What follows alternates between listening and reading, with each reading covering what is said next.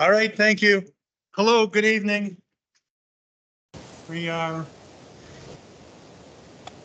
recording this meeting, so whatever you say, make it understandable that you are being recorded. We are going to have, if you have questions, a live mic through this computer over here. So if you have questions, we need to have you come speak to that.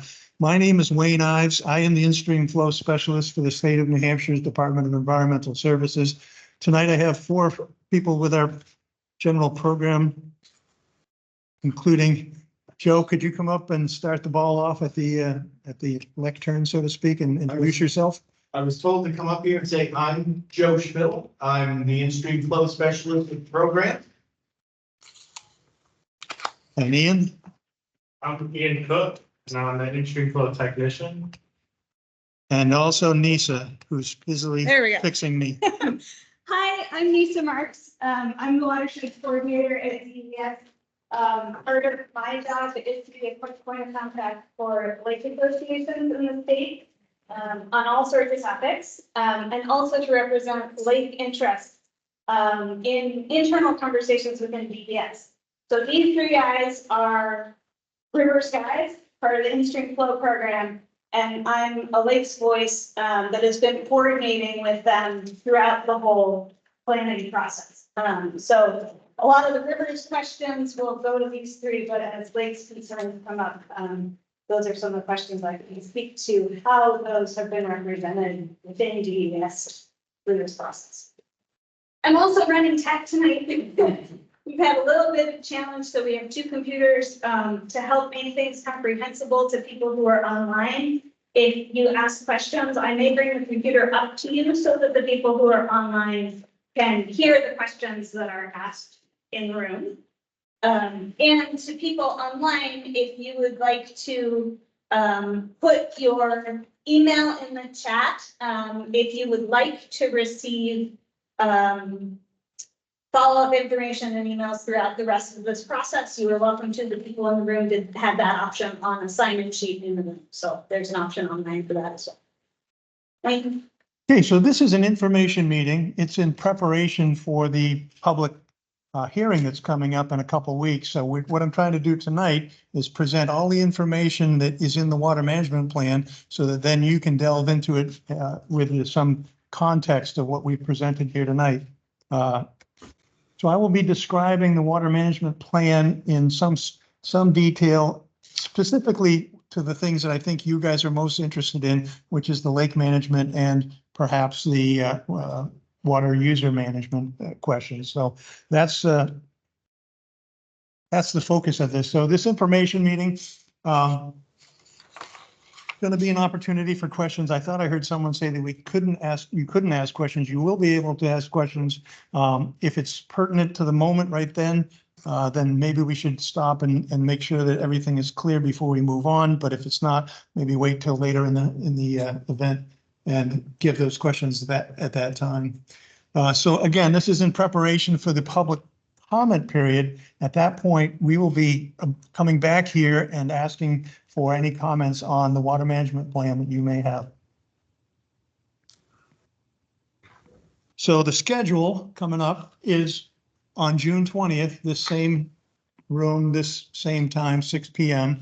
We will have more or less the same setup and come in here, but we will be, instead of talking, we will be listening to hear what comments you have. I really recommend that you write things down and have a written comment. You may present your comments orally, but it really is helpful if you have something written. You may then have another 30 days until July 22nd, and that is the comment period. So after the public hearing, another 30 days plus will be available for you to send in any written comments that you have, and that will be what we will review the whole water management plan based on whatever comments you've submitted.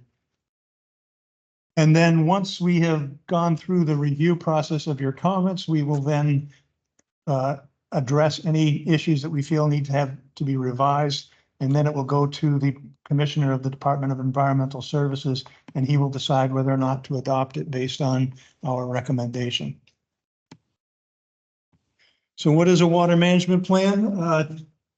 Really, it's here to describe the actions that are going to be taken by certain affected water users and affected dam owners. So this is a process that is designed to make sure that the protected in-stream flow criteria that we developed a year or so ago, that those criteria are being met on the Cold River. So the water management plan implements the actions that will make sure that water is flowing in the river at levels that we have deemed appropriate to meet water quality standards. And water quality standards are things like biological integrity and physical integrity of water. So we need to support the flow dependent uses of the river, things like fish, things like riparian vegetation that lives on the banks, and recreational uses of the river. So the water management plan is designed to implement water quality standards by making sure that we meet those protected in-stream flow criteria. The water management plan will describe specifically when water users or dam owners will apply their management actions, and it describes implementation schedules for developing the parts that you need to actually do those actions. So it's not an implementation of the management actions themselves, but you may need to build something or buy something or create something, and that implementation schedule provides that timeline for getting that work done so that you may begin managing under that, under your water management plan. So that's an implementation schedule is referring to preparation to be able to conduct your water management plan activities. The Cold River Water Management Plan report is made up of two parts. One is the report itself, which describes various terms that were being used. It describes the methods that were applied, and it describes concerns for things like loon preservation and other activities that are important to be considered during the development of the water management plan. And it describes how the management plan is going to be adopted and whatever changes that might take place in the future, how that is going to be done. So that's the report part of it. The appendices part of it is where all of the activities come in. So the appendices are made up of three subplans. First of all, you've got the water conservation plans, and then there's a water use plan and these are both applied to any water user. In the Cold River, there's only one water user. They will have a water conservation plan and a water use plan under this plan. There's a dam management plan for the two dams in the watershed, and that is describing what activities we intend for the dams to take during certain times. In the appendices, there's also a section that describes a deficit analysis, and we'll talk about what that means as we go along. And then we also allow a certain small amount of water to be available for each of the, in this case, only one water user in the watershed, so that they have a little bit of access to the river without having an impact on the flow dependent entities, the fish, the riparian vegetation, or the recreational uses of the river. So that is part of the rules process that we describe all of these things. Now I'm going to talk about those things in a little more detail. This, first of all, Appendix A is the water conservation plan. In a water conservation plan, you either have a water conservation plan already with the state under New Hampshire DES's water conservation program, or you get in this plan an interim plan that then will become, over the next few years, your full-fledged water conservation plan. So we describe in the interim plan, here are the things that you need to address that are related to water conservation plan, water conservation rules. The development is similar to the implementation process. It gets developed over the course of however long it takes you to get from point A, where you are now, to having the low flow showers or having the various activities and techniques to reduce the waste and loss of water of the water conservation plan. And the water conservation plan shifts out of my hands and goes to a program that was developed after the in-stream flow program that's specific to water conservation.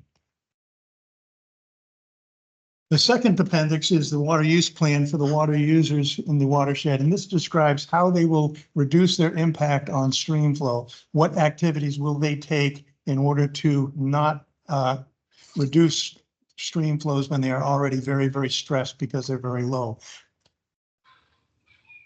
most of the time, under these water use plans, there's no change in your operations. The only time that these particular actions take place are usually when there's been a long period of very low flows that exceed the criteria that you've developed under the protected in-stream flow study. So some of those things you can do are to just stop withdrawing as much water altogether, or shift so that you have a storage storage device to say the tank to store water in when you're not pumping it for your purpose, or other things, or you just use an alternate water supply. Some places will stop taking water out directly out of the river and start taking it out of a well that's set away from the river and has less of an impact on stream flow. And these are all individually evaluated by the department in conjunction with the water user, just as the dam management plans are. So here's the lone water user, the affected water user in the watershed. This is Cold River Materials. You can see on this map is the watershed of the Cold River, and the designated rivers in darker blue. And just upstream of where Cold River Materials is the USGS stream gauge, which is right across the street over here beside the library. So guess that's all I need to say about that. So in particular, specifics with the water conservation plan for Cold River Materials, they will have a water conservation plan that's an interim plan because they do not have a conservation plan. And so their final plan will have to demonstrate compliance with those specific rules for the water conservation program, specific rules that are focused on their type of water use. There'll be specific rules that are addressing public water supplies, that are addressing agricultural water use, in this case, an industrial type of water use. So they have a list of rules that they will be complying with, and then they'll develop that final plan with the other program, the water conservation program, over the next few years. Their water use plan is still to be determined because they have 5 years to implement their water use plan, and their water use plan only operates again when stream flows are very low and have been low for a very long time. They are allowed to use up to 113 gallons per minute, which is way more than they use on average. On average, they use much less than 113 gallons per minute, but what they do is they draw water at a very high rate for parts of the day over and over and over again. And so their impact on stream flow through the course of those days is more dramatic than it should be. So there's some alternatives that they've suggested that they're going to evaluate the cost of. One of those alternatives is to pave the roads so they don't have to use the water for dust suppression. Another is to build a tank so that they can pump water at 113 gallons per minute, fill the tank, and then use the tank to quickly fill their watering truck. So there's a number of different alternatives that they may take, and they're going to evaluate the cost and what it is that they need. One of the things they're considering is how often do they need to use water during a day? How often do they need to use water during the summer? So they're looking into more detailed planning, but that's what the implementation schedule is all about, is developing the opportunity to decide what it is that they're going to finally reach their water use plan. Did you have a question? Yeah. Was Cold River Materials the group that initiated the need for the plan, or was it an environmental group? I mean, who initiated? We approached them and said, here we are. Cold River? The Cold River Materials people. Is that what you're asking? Yeah, we approached them and said, here's the situation with developing a water management plan. Here's what we want, what we're hoping from you. And then we talked to them early on in the process, and we went around their site. We found how they use water, what their needs are for dust suppression, various sources of water that they have. They have a pond that's off site, that's outside of the watershed altogether, that is an alternative water supply. They could pave the roads. There's a number of different things we talked to them about, and they came up with this plan in conjunction with discussions that we had. We met with them several times and talked to them and asked them, just like we talked to people at Crescent Lake and said, look, here's what we're thinking. And they said, yes, no, or maybe. And we said, right, and this works, this doesn't, and let's figure it out. So this is the process that we have we've drawn on for both the water users and the dam management plans. And so, yeah, it's something that we approach them initially and they interact with us to say what works for them and what doesn't. So Appendix D is a part that describes for the affected water users. It's just the calculations page that says, how did we get to 113 gallons per minute? So that's figured out. Usually there's other water users in the watershed. In some cases, we divvy it up between those water users. In this case, we can give it all. It's not a permanent allocation in any way. It's just here's what you can do until such and such a time as something changes in the watershed. If there are more water users, we may have to shift half the water to another person's water withdrawal. So these are things that we do to try to not impact the stream flow, but still meet the water use needs of the water users. Now, I skipped over Appendix C because I wanted to make sure that the Appendix D, which was related to the water use plan, was associated with the water use plan. Here's Appendix C, which is the dam management plan, which I think is what most of you are probably interested in. The goal of the dam management plan is to provide a relief pulse of water to return the pattern of stream flows that normally happens, which is stream flows go down, it rains, it comes up, and then it goes down, rains and comes up. What happens, we wait until a long period of time where it has not had that chance to come back up again, and we artificially create that by releasing water from a dam.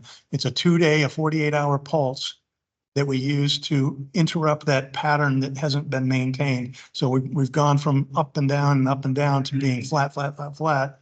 All right, now we need to do it artificially, is create a pulse that mimics a very small rainstorm event. So what we're trying to accomplish is to raise it above the protected in-stream flow criteria, which I haven't discussed with you yet because I've been trying to get to this part, but I will talk in brief about some of the protected in-stream flow criteria so you understand what this deficit analysis is for the plan. Here are the 2 dams in the watershed that are of a big enough size to be part of the watershed management plan. We've got Crescent Lake that starts the Cold River designated river in the headwaters, and then down below there's Lake Warren, and you can see both of those feed to the Cold River to a point that's above the USGS stream gauge over here at the bridge. So I guess I'm going to backtrack a little bit to the protected in-stream flows so that you understand what I'm talking about when I say we're going to manage things when they reach a point that's been exceedingly low for a long period of time. This is a graph of the protected in-stream flow magnitudes. The different colored lines that you see go across from one season of the year to another, rising and falling when we need high flows in the springtime and lesser flows in the summertime. We start here. The common flows, these are flows that are kind of in the middle of the range of stream flows. These are low flows and these are very low flows.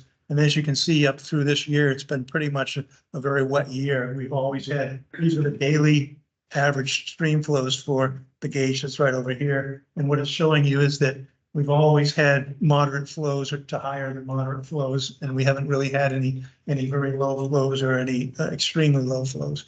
And so what we do is we track this and we keep tabs on how long are we at flows that are below some of these thresholds. And this is the criteria all in a table. It's sort of complicated, but if we look at this one season of the year, we've got a single period of time. And with that, we've got 6 different of these bio periods, these biologically significant seasons that cover the whole year. Within that, we have those 3 common, critical, and rare flows. So those 3 flows that I showed you, they were green, yellow, and red, that were medium flows and low flows and very low flows. This is the medium flow. This is the low flow. And this is the very low flow. Each of those is then modified because they have that period of time that matters. So if you're below that flow, it's okay. That happens. But if you're below that flow for a very long period of time, and that's what those times are in this in these boxes. Here's a period of time that's okay to be below that, and we don't worry about it. We don't do any management. This period of time is when we start getting worried, because if we see it over and over again, it represents a chronic impact that if you have repeatedly chronic, it's like you go to the doctors if you have a cough that lasts for a long time. It may not be making you terribly ill, but you don't want to continue to have this problem for a long period of time. And then beyond these days, that means that you've gone for a very, very long time under this flow level, and this is when we start operating management for the dams.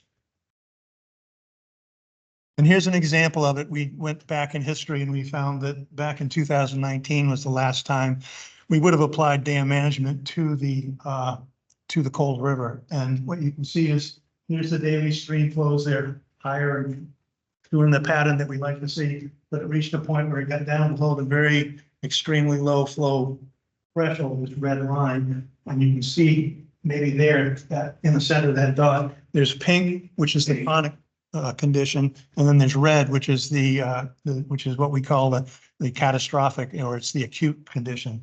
That would be a time when we would have applied management had we had this plan in place and had we known this information back in 2019. So this is how, and this is available online. You can look at this page anytime you like, and it's available through the DES website for the Cold River on a tab that's on that page. So, as I said, management is only applied under certain circumstances. So here we are, here's that common green flow, yellow flow, red flow, and a different orientation. We don't have any management of the common flows at all. So when stream flows fall below that green line, doesn't matter how long, we don't manage that. That's a moderate flow. We're not concerned about things that are not happening at that height of that amount of flow. That next flow that's a low flow, we don't manage when we're below the allowable duration. We've calculated this up based on protected in-stream flow criteria, which assesses the fish habitat and how long can they survive under certain circumstances. Then we look at concerns in the chronic threshold. We start getting ready to start doing some relief management. And then if we get beyond that catastrophic duration, that long duration, that's when we conduct a relief pulse. And then same thing with the rare. We only start managing once these things have been below those thresholds for a very long period of time. So if we're going to release water for a relief pulse from a dam, how much water do we release? We don't just open the gates up and let water out. We want to know that what we're doing is going to provide a positive benefit to the river that brings us up above the protected flow thresholds, those the low flow or the very low flows. But we also don't want to dump the water out of the lakes because we're trying to maintain a balance between lakes and rivers in this program. So we need to figure out how much water is appropriate for releasing in order to make the stream flow pattern recover to the level that's above that low flow threshold. So what we did was we looked back in history over 30 to 50 years, and we found all of the events that would have happened if we had had the protected in-stream flow criteria back then. And we started enumerating them. We made a catalog of each event and how much water was, how much of a deficit was there at the early stages of that event. Then we looked at the 90th percentile. So we're not eliminating all of those events. In some cases, we're not going to actually get above the protected in-stream flow threshold. We're not trying to eliminate every stressful event in a fish's life. We are just trying to manage it so that it's within the historical statistical thresholds that we've identified. So we use that 90th percentile. So there's like if you have 100 measurements, that 90th value, the highest 90th value, that's the number we use. And we figure that will meet 90% of the time the problems that we're going to see with low flows. And it will allow some of the low flows to continue to stress the environment, because there are species that like non-fish flows. They like flows that are less than adequate for certain species. So we set that as our goal for increasing the stream flow as a release from the dam. I looked back briefly at that catalog of events that went on that I used to generate these data.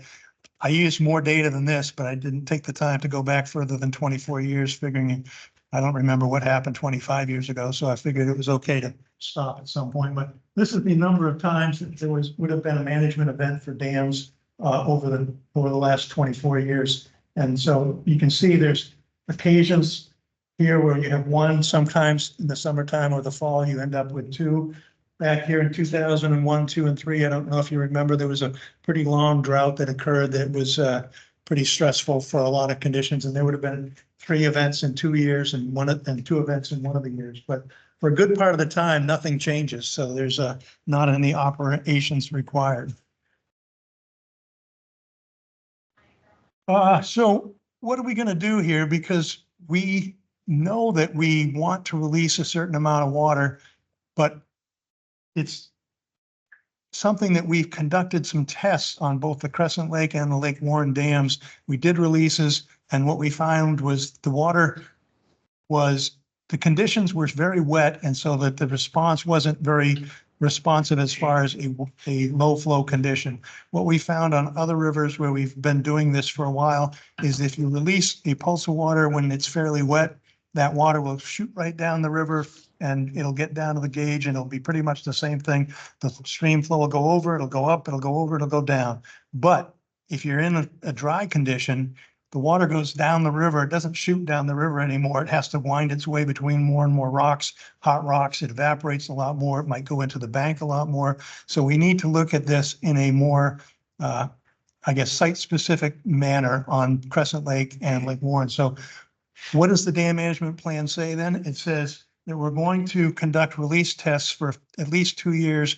We're going to have at least 2 events anyway, that we're going to try out a process to release a certain amount of water and see, does that improve stream flow conditions and how much does it impact the lake under already stressful conditions for both the river and for the lake. So this is the plan right now, is to start out with an interim program to test the stream flow releases and evaluate the impacts on the lake at the same time. After adoption of this plan, we're going to conduct these releases with this written in as an interim plan, which means that once we've gone through a few of these, we'll go back and talk to Crescent Lake, we'll go back and talk to Lake Warren, and we'll decide how is this going to work out? What is the balance between the rivers and the lakes? We're going to have at least 2 of the tests, and we're going to use that information to generate the final release, the final dam management plan. And we will probably have to come back to a meeting like this to hear comments on whether or not that is suitable in the public's eye. We'll get public comments. So the specifics, Crescent Lake, again, we're doing a test phase, at least 2 relief pulses. The plan is to fully open up the boards because Crescent Lake's opening is only this tall. It needs to have enough opening. And so we're going to open up the boards fully. If the water level drops 3 inches from the starting point, we're going to slow down that release. We're going to start putting the boards back in. If it gets down to 4 inches, we'll just stop, because that's kind of the threshold that we're trying to limit ourselves to. Beyond that, Crescent Lake's water level would be so low that it wouldn't really provide much flow anyway. It'd just be dribbling out of that outlet. So we want to avoid damaging the lake for a very limited response to the stream. No release at all if we start off at a very low lake level. We're going to determine the effects again, as I've already said, and before we go on and discuss it and refine that final water management plan. And there's no management, of course, at Crescent Lake from fall until spring, because there's an annual fall removal of the boards anyway, and there's nothing to change that. When you have nothing in the outlet, then there's no way you can increase the outflow.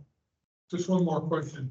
If you stop after 4 inches, then why would it ever get to 7? I mean, I don't understand. It could, under natural circumstances, already be 7 inches, or, if you're down, it's from the starting point for this. So if we start and it drops 3 inches, then we're going to slow it down. And if it drops 4 inches, we'll just stop. But if it starts and it's already down here, then we're not going to go down 3 inches and 4. But if it's down 4 inches, you'll take 4 more. If it is, yeah. And again, this is where we testing it and if we see that it's not really providing any benefit, then it's clear that we can stop right then. I mean, these are things that under low flow circumstances, we will see this and be able to make a direct response to that. Yeah, so next, Lake Warren, very similar test phase. We're going to conduct at least a minimum of 2 relief pulses. This case, Lake Warren has got a whole slew of stop logs that it can lower down. And so we say, let's only release 17 cubic feet per second. That's 17 basketballs going by in a second. Release that for 48 hours. Similarly, we stop the release if it changes the water level by 4 inches. And then again, we'll determine the effects on the lake and on the stream flow based on the responses that we see during that testing, that interim test period. What else 2 years ago? We did a several hours. Was it 2 years ago now? Yeah, yes, it was 2 summers ago. We opened the boards up and the result of that was it didn't really get measured. We only opened it for what, 3 hours? Two. It was a 2-hour test. And with it being, what was the final pulse? There's 16 CFS? 16 CFS was being released for a good part of that test. We had a logger in the lake that couldn't tell the difference, but it was only for 2 hours. So it would continue on for another 46 hours beyond that. Yeah.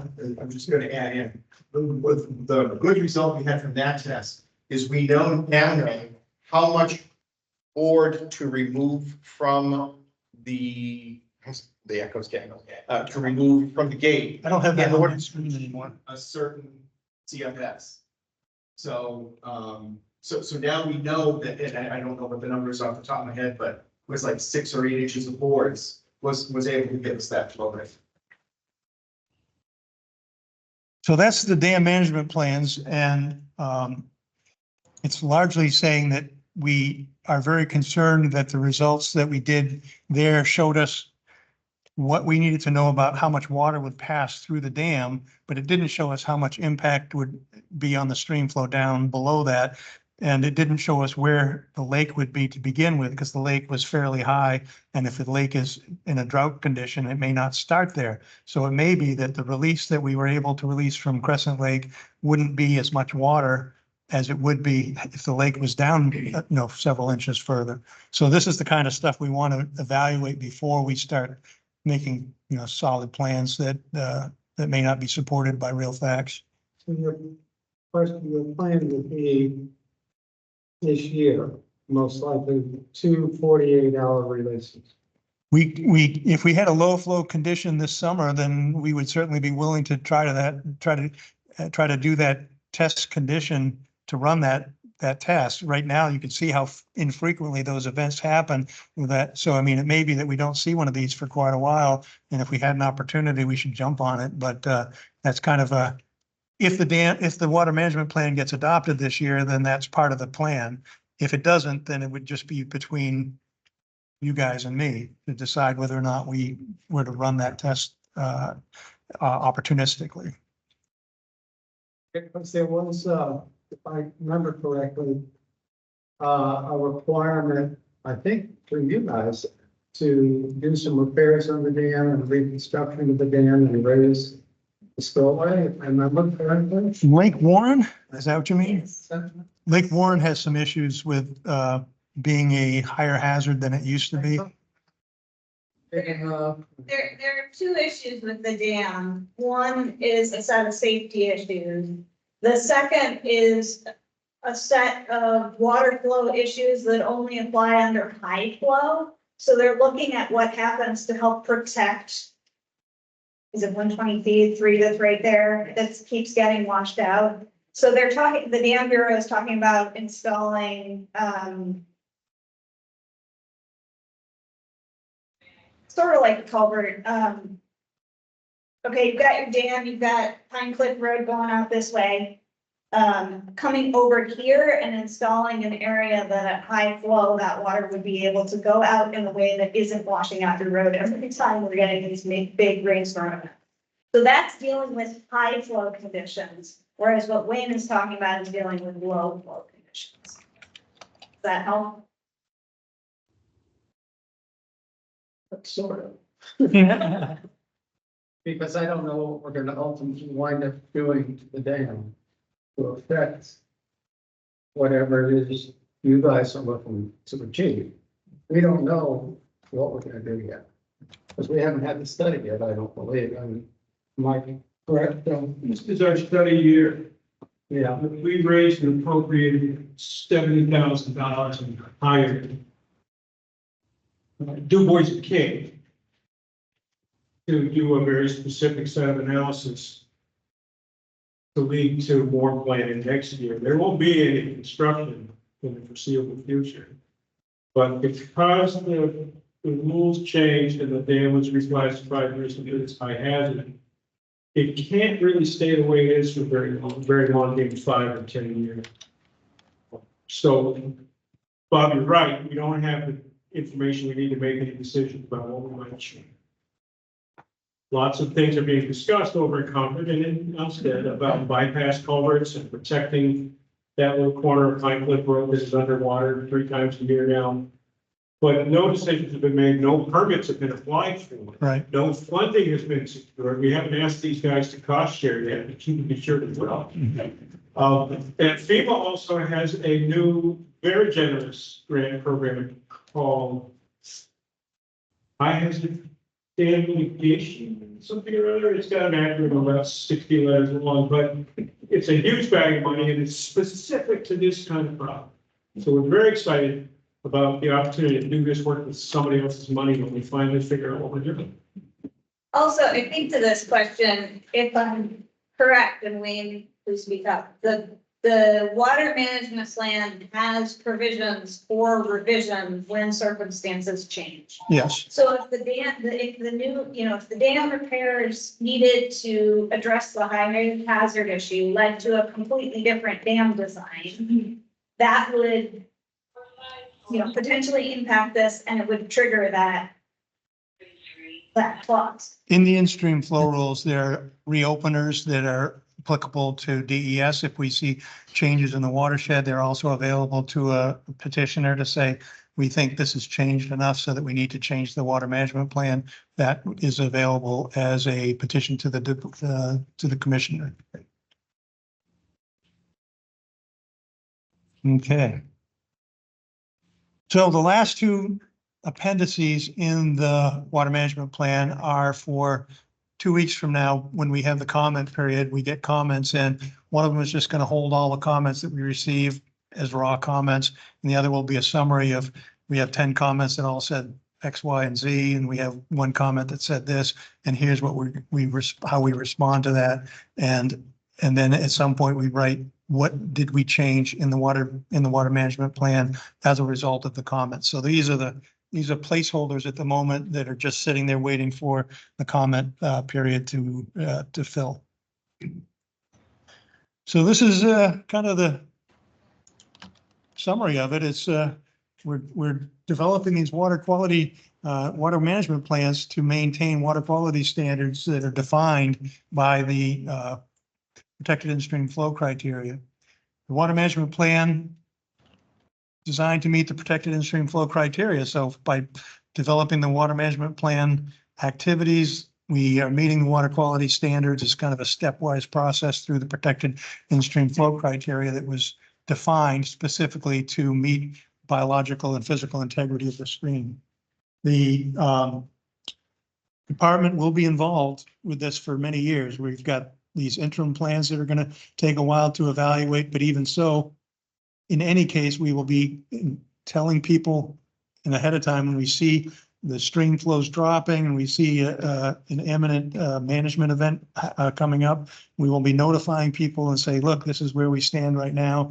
If you're a water user, you should make sure you've read your plan and know what this means as far as what your actions should be. If you're a dam owner, you should be aware of that. And we will be in discussions, hopefully over a long period of time, or not terribly long period of time, over a period of time, we will be able to go off and start with other people instead of, once you've been doing it 5, 6 years and you've heard from us over and over again, we hope that you'll be weaned off from us, providing the information so that you're always looking yourself at that protected in-stream flow tracking tool that I showed you that's going day by day by day, and it shows you a number of different ways. That was just one page that showed what the stream flows were relative to the flow magnitudes. There's other pages that describe things in a tabular form and describe how close are we. And there's a historical page that shows the whole, not the whole, but many, many years that go back in time, not just showing a 280-day window, but looking back for years and years and years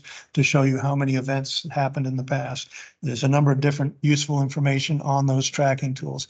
So as a final aside, affected water users are expected to keep records of what, and affected dam owners are expected to keep records of what they have done as part of their activities. So if you have a water management plan that says you'll do this when this happens, then we hope that you kept a record that said Bob went out and opened the dam this much at this time and opened it for 48 hours, and keep records to keep tabs that, yes, we are following through on this. And there will be eventually DES audits that come by and say, how is this working? Are we getting where we want it to go?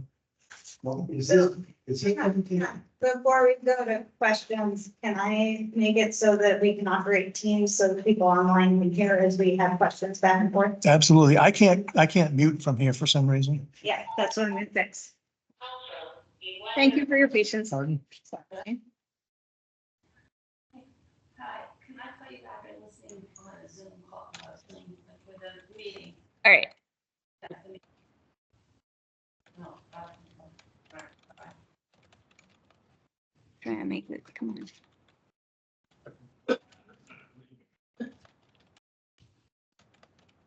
All right, now you should be able to mute my, Wayne, just. Thank you. You can't just be a scientist. You also have to be an IT professional.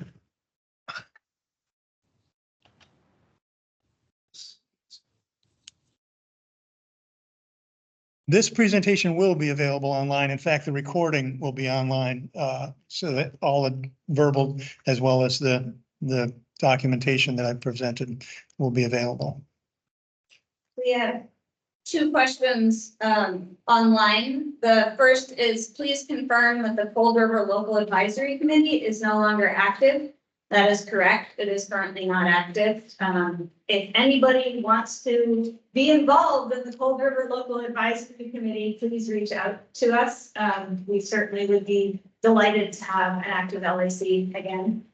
And the second is, do you want all water management actions recorded for releases on Crescent Lake? Say that again? Do you want all water management actions recorded for releases on Crescent? The activities that are taken in response to the water management plans in the dam management plan, those are the only things that I would ask to have recorded as part of the requirements under the water management plan. Other than that, not any activity. You may record anything you like, but I'm not asking that you record your fall drawdowns or your spring refills. Any of those things are on your own recognizance. Yeah. On the Crescent Lake, criteria for draw, if it was down 7 inches, you wouldn't draw anything. Right. Right. Yeah. That, what would be the equivalent number of inches down from Lake Warren, you would not draw anything? Well, that's something I guess we'll have to look at a little bit more detail. The Crescent Lake became obvious because Crescent Lake, if you drop it 7 inches, there's hardly any water going out anyway. So that was just a way to simplify things and we know the answer in that circumstance. We don't know in Lake Warren. But I would say that there's probably a breaking point where we don't really want to do any more damage. I'm not trying to create problems in one arena to solve a problem in another arena. This is not an effective management strategy. So I think that would be something that we would determine based on the interim study.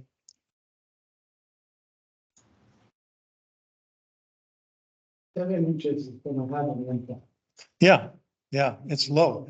If it's that low, then things are pretty desperate. And then under the RSAs that regulate both the in-stream flow study and an in-stream flow program and rivers and lakes, well, just the rivers, RSA 483, there's a capacity for the commissioner to declare a water emergency. And then under that circumstance, in-stream flow rules can be voided.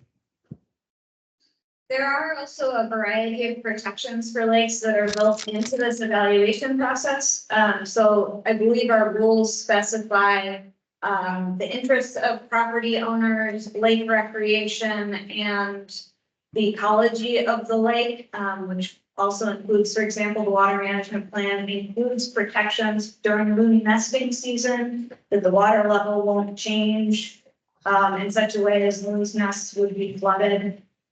So we do have, some specific things that we're looking at relative to lakes when we're evaluating the effectiveness of these releases. Yeah, I kind of gave you the short version here. The loon process from May 15th to July 15th, there's a limit of not changing the water level in the lake to go down any more than 6 inches. That's the threshold that loon nesting may fail because the mothers and fathers can't get back onto the nest when the water's that much lower.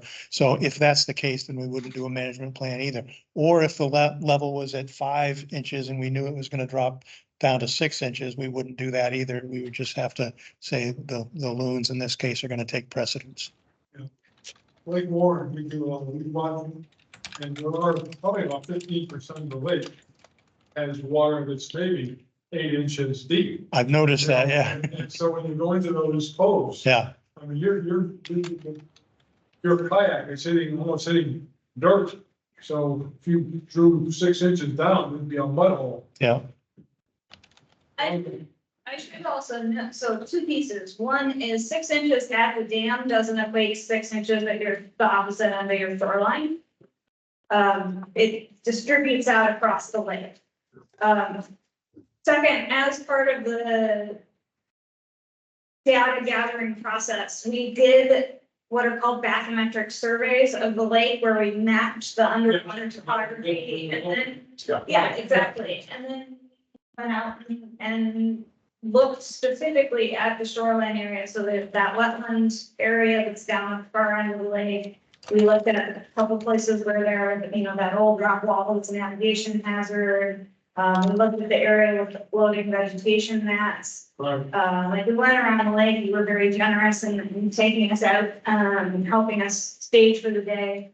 And looked at the specifics of when we changed we had models, we were ground truthing models, and we changed the water level at the dam by this amount. What does that mean at these sensitive places on the lake? Because if we're protecting something like a wetland, we also end up far end of the lake. We also end up functionally protecting all of your recreational interests and your dock access and et cetera, navigational reasons, et cetera. Well, part of that. Is there a formula that comes to the? How does Chase's Mill fit in with all of this? Well, Chase's Mill is a very small impoundment, so it doesn't store a lot of water relative to a relief pulse from Lake Warren.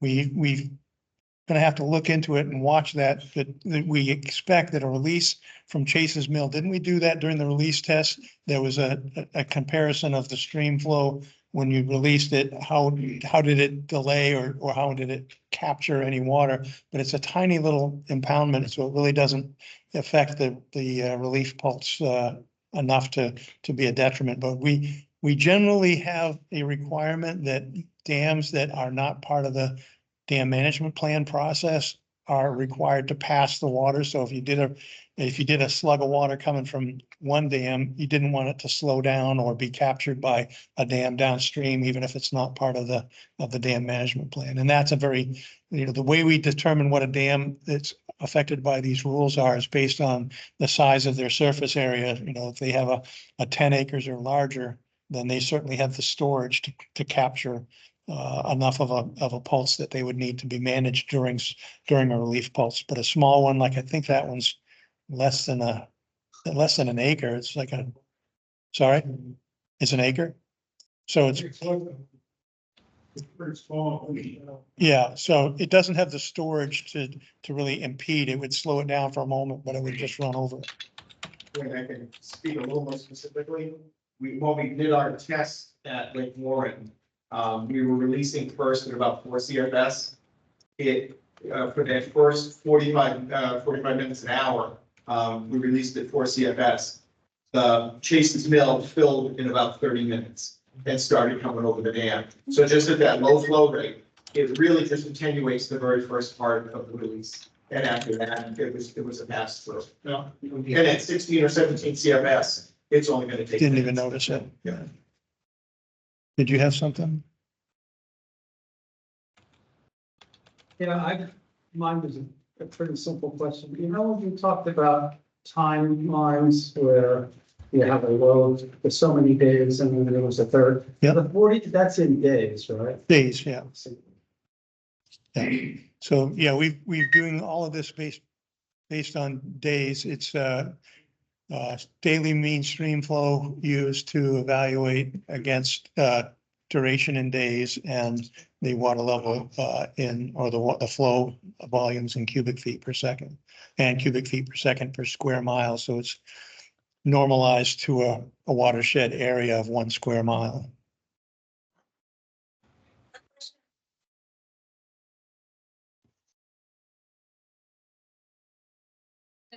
Wayne, I think you're muted. Relative to the flow study. Wayne, you're Yeah. muted. Apparently I'm muted, so whatever I'm saying isn't coming out. Where's the unmute button? Wayne. And your showing is not needed, so. Wayne, you were Yeah. muted. Can you hear me now? I can hear you. We can Okay. hear you, Nisa. We Oh, couldn't. because I'm identified as Wayne online to that. Oh, that's right. Yeah. Yeah. We swapped computers and now we're, Sorry, Nisa. Yeah. Can you hit mute for a second? I don't know. Yeah, Right there. you're right there. Great. And then we don't get feedback, Okay. at least in theory. So the question was keys, stand by.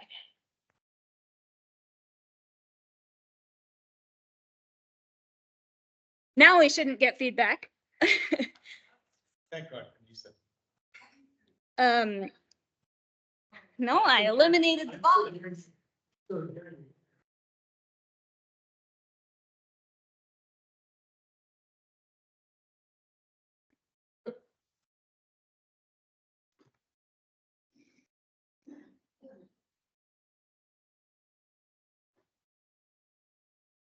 Now let's try this. No. We can hear you fine. Well, I don't know how else to fix this. Sorry, people in the room. Just turn your volume on. We just tried that Just muted it. and we muted it. Try it. Keys Hollow is a significant wetland area just south of Crescent Lake. Is there any research being conducted on the wetland relative to the flow study? What we,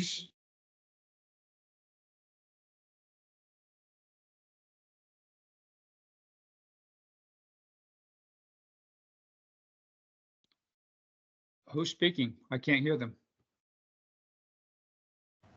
Yeah, who's speaking? We can't hear Is it anybody Mark? speaking.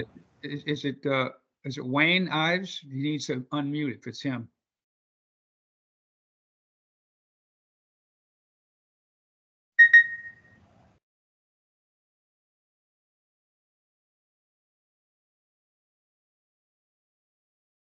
Unmute yourself and unmute themselves whenever we unmute. can you hear me now?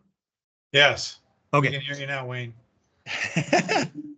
Well, that was easy. The wetlands. Yes, we did the relief pulse during a relatively wet air time and the water went through the wetlands like grass through a goose. It was there by noontime. I think we started the relief pulse at 10 or 9, 9:30, 10 o'clock. So it was like in a couple hours. I really expected it was going to just lose complete consistency in the wetland, and you wouldn't see it for hours, and it would be very muted and attenuated, but that was not the response at all. I don't think that a relief pulse through the wetlands would harm the wetlands in any way. I think it would only be a benefit, just like it'd be a benefit to the whole river downstream. Two beaver dams were removed this past year that probably will make it go even faster through Guy's Hollow. Interesting, yeah. I'm sorry, yeah. I was just curious if I understand what happens. We've been wondering about that ourselves, and what we have generally seen was that Vilas stays full, whatever comes in goes out, because there's no control on it. There's going to be some reconstruction apparently that allows the flooding to not wash out over the road and wash the road out every time there's a major flood. So I don't believe Vilas is going to be a negative impact on the pulse. I was concerned about that because I thought that it'd be very easy for a low water level in Vilas to capture whatever goes down there until it overflowed and filled. So, but I believe that, if there's somebody who knows differently, that'd be important for us to know. If the Vilas pool does drop and stay below that level of the dam and doesn't flow out. But what I understand is the situation is water comes in and water goes out. It's because Violet Pools misnamed, it should be called Violet Meadow. No, I sent it up. Yeah. Yeah. It's not a lot of storage. Well, Wayne, this is Greg Thibodeau. Can you hear me? Wait 1 second. We've got somebody else talking here. Okay, thank you. Yeah.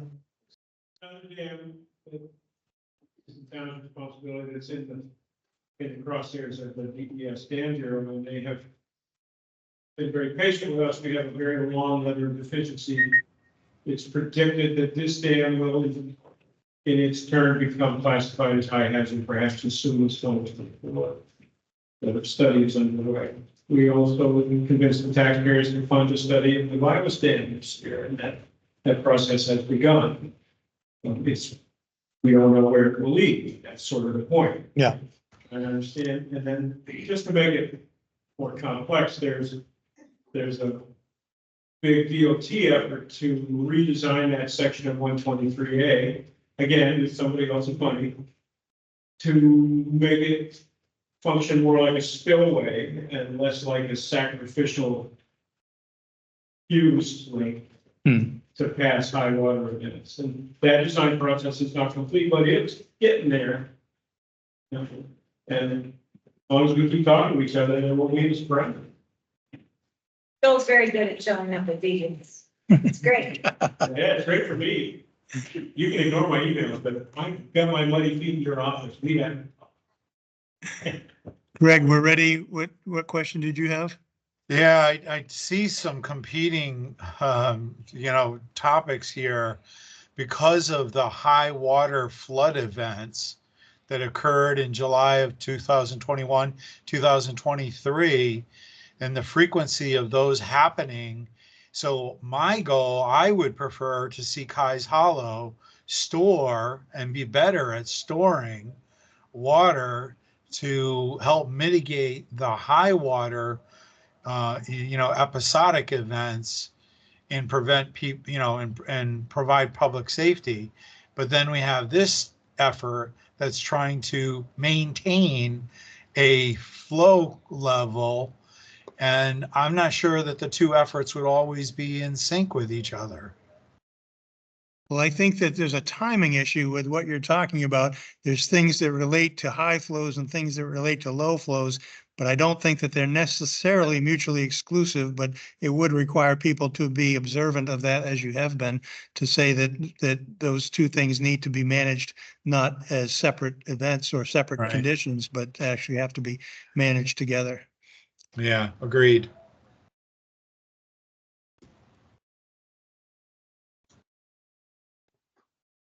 7 o'clock. We've got another half hour if you want it, but otherwise we can all pack up. Just a clarification question on the comment here, that people don't necessarily need to be present at the June 20th meeting to submit comments. Correct. I meant to move on to the next slides here. So this is the reminder. Yeah, you do not have to be present at the public hearing. You can submit comments at any time up until the deadline. And in fact, it's important that you get it in writing. If you can do that, then we actually can read what you say rather than try to decipher it from some recording. And emails, great. yeah, emails are fine, letters are fine. We can take any type of correspondence. Let me. So yeah, that was the end of it as far as what I wanted to get through with the water management plan. It's a very detailed process, the in-stream flow, protected in-stream flow criteria, very detailed, the water management plan, very detailed, but I tried to cover the nuts and bolts of it, so it would be as comprehensive but also as clear as possible. So if there's any questions, you've got my contact information here.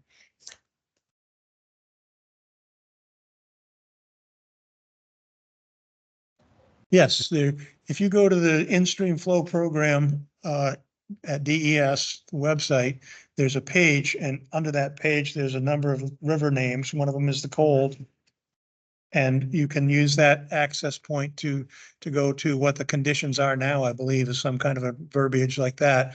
And it shows you the protected flow, the graphs that we have there, but it'll probably come up to the table first, but it's an Excel spreadsheet. You just go through any of the tabs and you can look at everything from the long period of record to the 280-day period of record of like what's going on right now.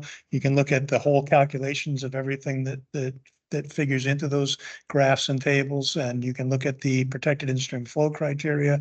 And what else is on there? There's just a few odds and ends in there too. But there's links. It's interesting because it actually does a countdown when the river ends up in a critical or rare event. It starts to do the countdowns for duration. So it will say 7 days until an action is required, 6 days until an action is required. And so we're going to do a lot of it actually does the math for you. You don't have to interpolate the data. Oh, that's great. Is that data being? Flooding, which describes everyone who lives in this town.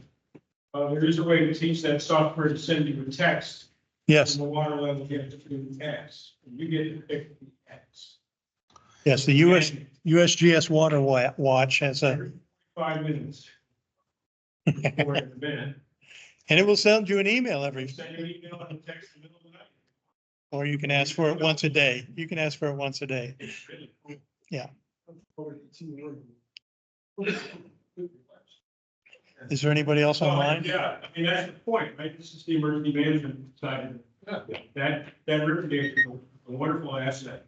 You know, use it in a very defensive, not defensive, but cautionary. We have some more online. We do have 2 people with their hands up, so I'll start with Kathy. Thanks, and I couldn't hear all of the things that were just being said. I couldn't hear it clearly, but I'm thinking about Greg's question, and the response to that was that we would be needing to work high water events and low water events. We would be needing to work together on being involved with those or in implementing those. But I'm wondering, so what's the chain of command here?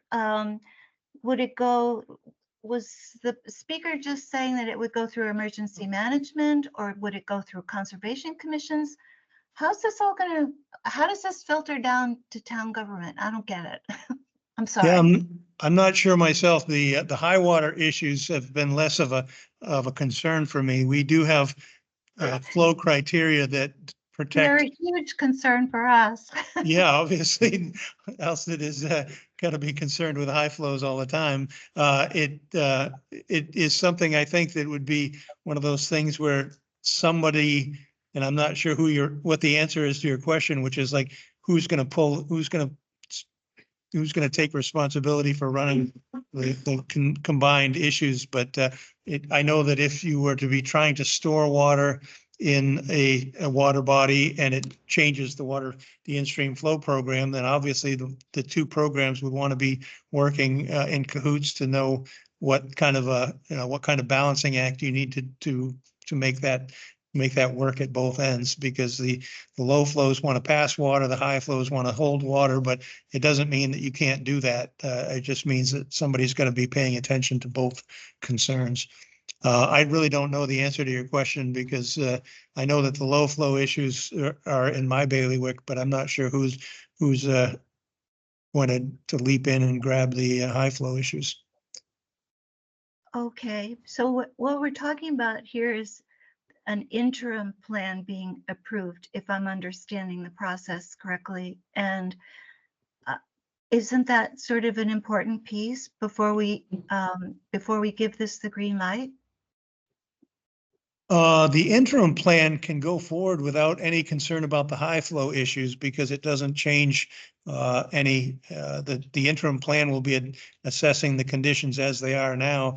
And if you were to go to a high flow component of managing high flows, then that would potentially change that. But right now, the conditions are suitable for the interim plan to be tested. Okay. And I want to follow up on with Kathy's discussion there. The USGS site that's a lot of this data is coming from is Alstead, I understand. USGS monitoring, correct? Yes. Based off of the safety issue that Ackworth is seeing in the $35 million between 2 years of flood damage that we've sustained, we're kind of curious about getting a USGS monitoring in Ackworth that can help us better react and save lives in a flood event, because when it gets above 7 feet in Alstead, we know we're going to have problems in Ackworth now, and that's happening more frequently now. You're preaching to the choir here, because there's so many places I'd really love to have USGS add to their database or their data collection efforts. And they are in the next year going through a federal priority stream gauge process and talking about where should USGS be entirely responsible, or the federal government be entirely responsible for funding a stream flow gauge in various parts of New England in particular, where in the past we had been underrepresented, where other places, other states, other regions had been overrepresented. And so there's a balancing being done that may mean that the gauges in New England are more heavily funded by the federal government to make sure that there are sufficient gauging. They have 5 criteria, and off the top of my head, Joe can probably speak better to the 5 criteria, but I know that one of them is related to basically health and safety issues, and so they are looking at the existing gauges and then any recommendations that certain groups right now, I think our DES contact with the feds is through Dam Bureau. So they are doing an assessment of where we're going in the region, New Hampshire and Vermont in particular, to define stream flow with USGS gauges that are not having to be funded for the most part by local and or state funds, but are based on USGS recognizing that there's a strategic value or a priority to those locations and paying for them directly out of federal funds entirely. Yeah, and I just attended the USDA hydrology study for climate change in the Northeast last week, and they're predicting the Northeast to have the greatest increase in hydrology events and frequency of those events compared to the rest of the nation. So I'm hoping USDA is talking to USGS and they're sharing that information. Well, I can't tell you. I've heard the same predictions, but I'm not sure that anybody actually knows. But it certainly is one of those things that people put into a model and come up with those results, and perhaps they're correct. But yeah, I agree with you. We need people who are doing this work to not be working in a silo. Yeah.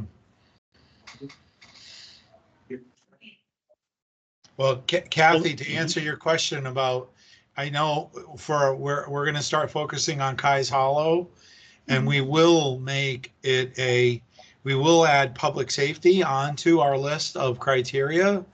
So our project will eventually have a scope that that will need to be discussed with the inflow folks at some point.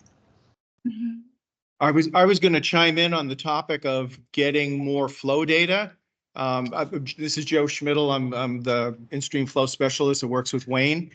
Over the past couple of years, we have pilot tested and developed a fairly good ability to install much smaller, cheaper stream flow stations that can upload data as often as once a minute as to what streamflow is. It's a process and it involves a lot of handwork, which is the work that we've become pretty good with.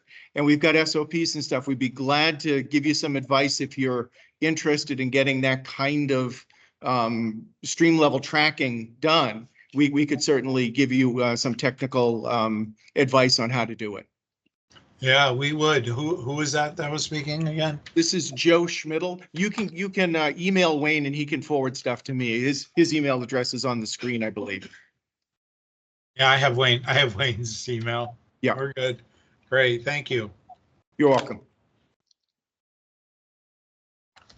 So were there any other comments from online?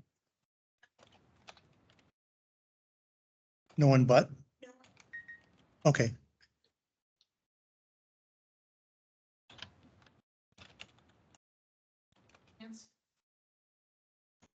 You guys are all set, yeah? Appreciate that. Thank you. Thank you. And the cooperation, the local associations have been fantastic. We really appreciate it. Thank you. More than a lot. What's that? It's not budget we last year. Yeah. Yeah, it's a lot more people. Yeah. Yeah. They pay us some play that this is gonna happen.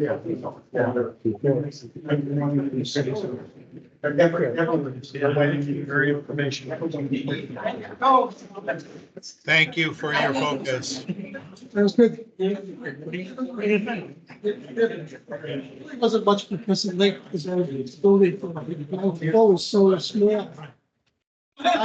We reached to the test. This isn't gonna be like. What we're gonna have to go at a lower rate. We're at the end of the meeting, folks, but feel free to follow up if you have any further questions. Thank you all for coming. Thanks, Nisa. You guys did a great job. Appreciate it. The test. Right, that's the thing. It may be that you're done right now.